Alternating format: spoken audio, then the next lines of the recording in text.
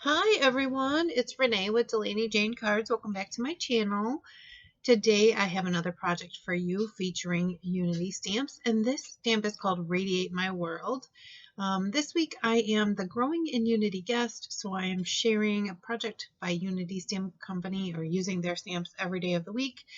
They also always do a giveaway, so if you comment here on my YouTube channel or on my blog, which I will have linked below, that enters you for a chance to win some prizes. They usually do like a grab bag. I think they do two grab bags of stamps for viewers. And I would be super happy if I could share my love of Unity stamps with you. Now, I have loved Unity stamps for a very long time and has nothing to do with the Growing in Unity thing. I have loved them long before they did this, but I have done this Growing in Unity week a few times. I think this is my third or fourth time actually doing the Growing in Unity week, and that's been since like 2017, 2016. Anyway, it's been a while. So I wanted to do something very soft and pretty today. So I heat embossed the globe from the Radiate My World set in white on this gray cardstock. And this is some very light gray cardstock. It actually is called Grout Gray. It's by MFT, so it's very, very close to white. And then I'm using the brand new Speckled Egg Distress ink and a blender brush, and I am blending ink over top. I also brought in some Stormy Sky because it kind of needed to be deepened a little bit in order for my embossing to kind of pop off of this page. I wanted it to have this very soft glow behind it, and I feel like I achieved that. And then I pulled out this stencil by a Colorful Life Designs called Circular Motion. I'll have it linked below. My friend has a coupon code. I'll also link that for you. When I finished the ink blending, I took my microfiber cloth and then I buffed everything off, and it just seemed too soft. I needed to add a little bit more to this, so I decided to ink blend around the edges, and I pulled in Faded Jeans, and I pulled that in using a blending brush. This is just a makeup brush from the Dollar Tree. It's nothing special. So far, I have a couple different brands, types of blending brushes. I don't really see too much of a difference. I haven't come across anything that has been life-altering in any way. But I do like the brushes for the soft look. Then I pulled out the Stormy Sky, which I had used. I used all of these when I ink blended the globe to begin with, but I wanted to pull this in. I wanted to make sure that stenciling stayed visible, and I wanted to make sure that there was still gray. I liked the way that, that softness looked. And then I pulled that speckled egg back in and kind of blended everything out just a little bit more. I'm not sure that color, that the new speckled egg color is like much different than other things that the Distress ink line has. And I'm going to compare them in an upcoming video and kind of find some new blends and stuff. And I'll load that or post that up on my channel probably in the next few weeks. So here I just decided to kind of, I don't know, heat emboss a sentiment. I did overlap it a little bit so you get that embossing over embossing, and I chose black because I wanted it to stand out. It says Radiate Positive Vibes, and I thought that would be really cool with this globe. So I hadn't planned on doing any Copic coloring. None. I was going to heat emboss this, heat emboss the sentiment. I was going to do a little stenciling, and I was going to do some ink blending, and I was going to slap this on a card base, and I was going to call it a day. I was going to call it a finished card. I was going to be done. That's not how it always works. When I have an idea, that's usually where I start, and then sometimes things evolve. This one evolved to add Copic coloring. Now remember, this is just gray cardstock. It's that Grout Gray cardstock from MFT, so it's not really made for Copic coloring. So you see some coloring inside the globe, and it is Copic. I did not record it. It was just basically filling in the same type of flowers with a Copic marker. I think I did like 2 color blends, nothing spectacular at all. I just wanted there to be a hint of color. And once I was done with that, I it could have been done. It was soft, it was pretty, but it just didn't feel finished. You know, when you look at something and you're like, it's missing something.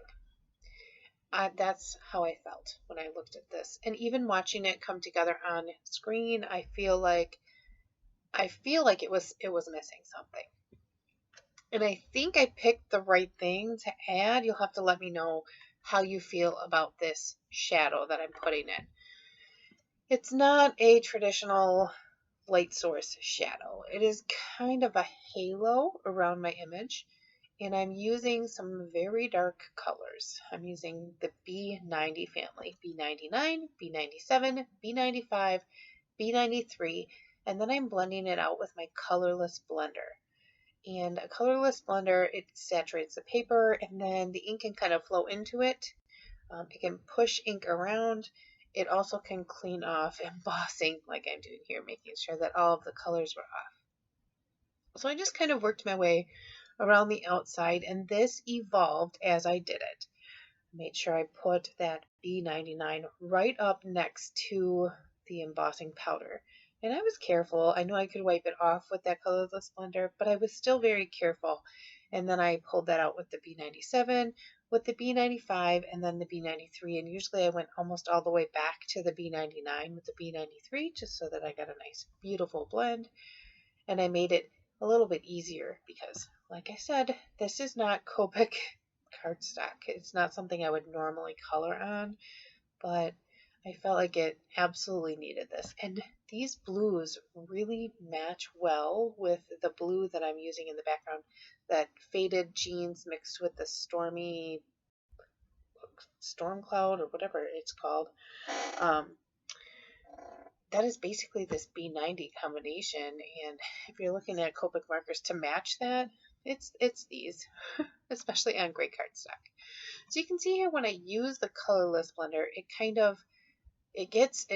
leaves kind of a shadow.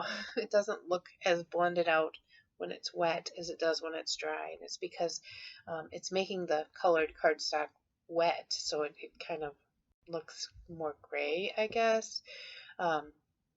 You'll notice it more when I start to go over the black embossing powder, because I almost threw it away because I thought I had ruined it.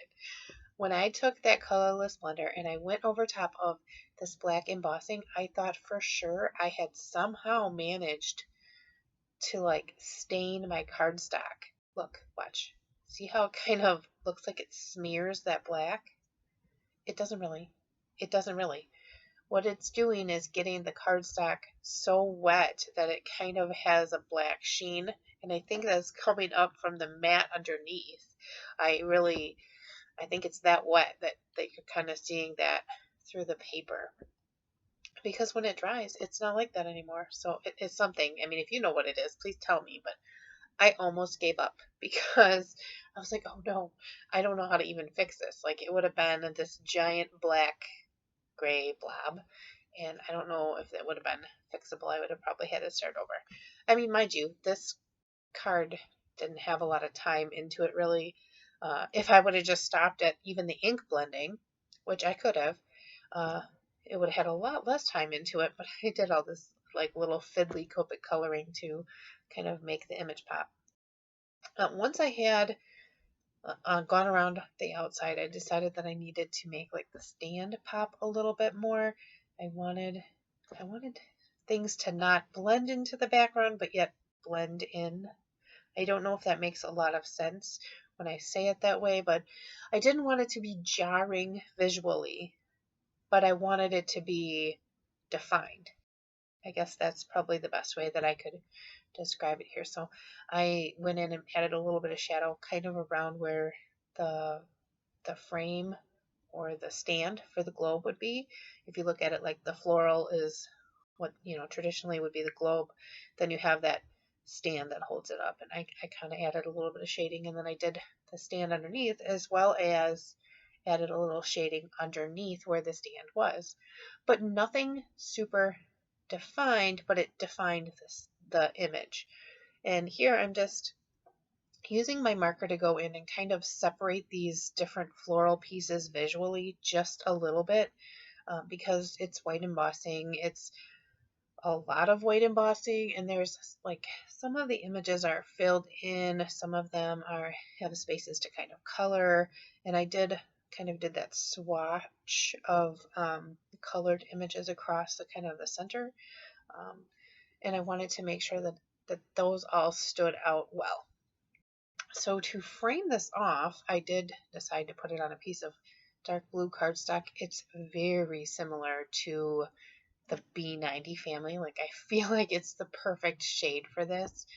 And I think it's very pretty. I like how it turned out. I did add a few sequins on here. They're the clear, pretty pink posh ones. And then I just adhered them down with some glossy accents. I think there's, pretty sure I put five sequins on here. It's just, I tried all different combinations and I cut that out. It probably took like some of the longest bit of time is placing these sequins. It was just like, I don't know, ridiculous. And then I filled in the sequins here with glossy accents so that, I don't know, so that they stayed on and were filled in, and, you know, just kind of finished them off. Then I added a little bit of that same stenciling to the inside of my card base, and then I decided I was going to stamp the globe inside as well to finish it off. I didn't put a sentiment or anything inside. I figured this is the kind of card that you would write a really nice handwritten note in, and I just thought that it didn't need a sentiment inside. I think it says a lot. You could even just sign on the inside. It's very pretty, and that's one thing I like about finishing the insides of my cards, is even if there's no words and you just sign it, it means it looks finished. And I totally have seen so many people do it, but I personally stole it from Amanda at Rise and Procrastinate. She finishes the insides of her cards, and that's where I was inspired to actually just run with it and do it. And I have finished every card that I have made in 2020 on the inside. I mean, I don't always show it, but I have finished every single one. So here is my card for today.